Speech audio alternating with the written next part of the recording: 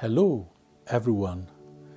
Welcome to our reflection for the first Sunday of LENT, Year C. The theme of our reflection is responding to God's love.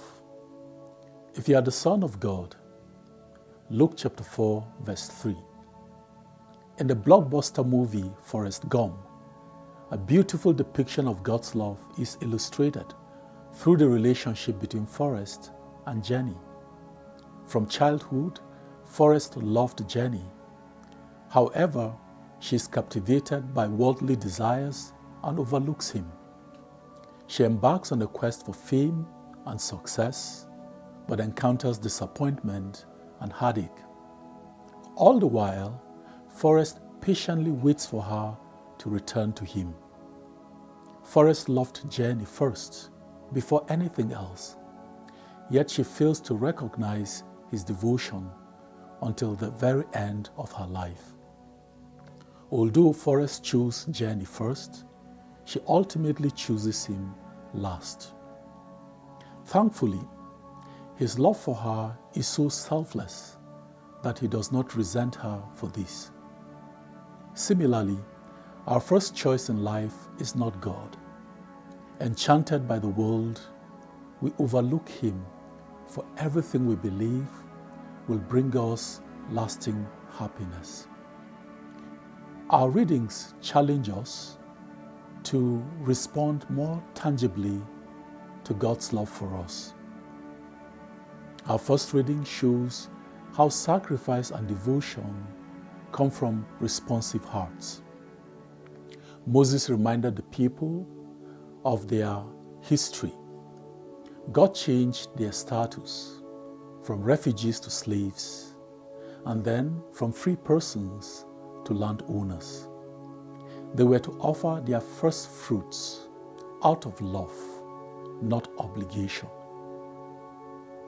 By stating that Jesus is Lord in the second reading, St. Paul invites us to let go of legalism and trust in God's love for us. Jesus exemplified this trust in the gospel.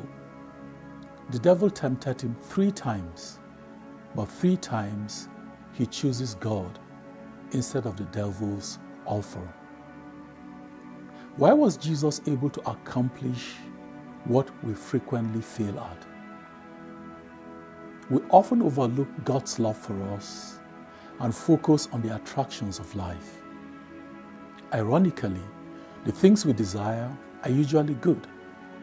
Just as Jesus was tempted to feed the hungry, bring the world under the influence of positive forces, and test God's ability to protect him. However, we frequently choose to achieve these goals in unhealthy ways because we are driven by fear, making us so desperate that we forget God's all-encompassing love for us. In all his temptations, Jesus trusts God completely and submits to his will because he recognizes God's unwavering love for him. The fundamental temptation in life is to become blind to God's love for us.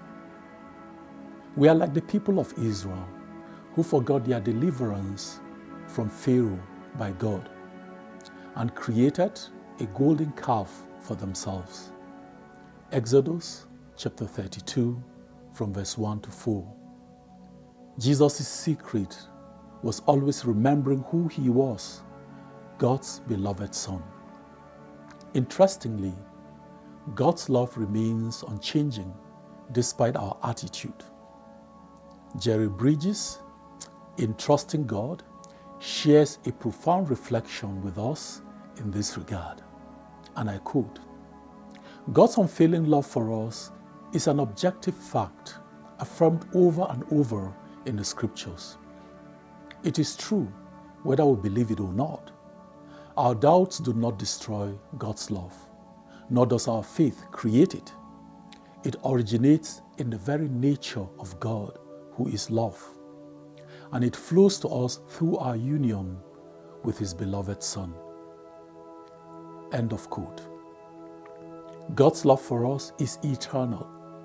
If the fundamental temptation we face is being oblivious to His love, our Lenten exercises of prayer, fasting, and almsgiving should help us respond more fully to it. So this week, I invite you to do the following. Finalize your Lenten plans and set reminders on your bathroom mirror, above your kitchen sink, or on your phone, which you always carry around. Secondly, pray daily for the elect of our parish as they navigate these final weeks of preparation for baptism, confirmation, and Eucharist.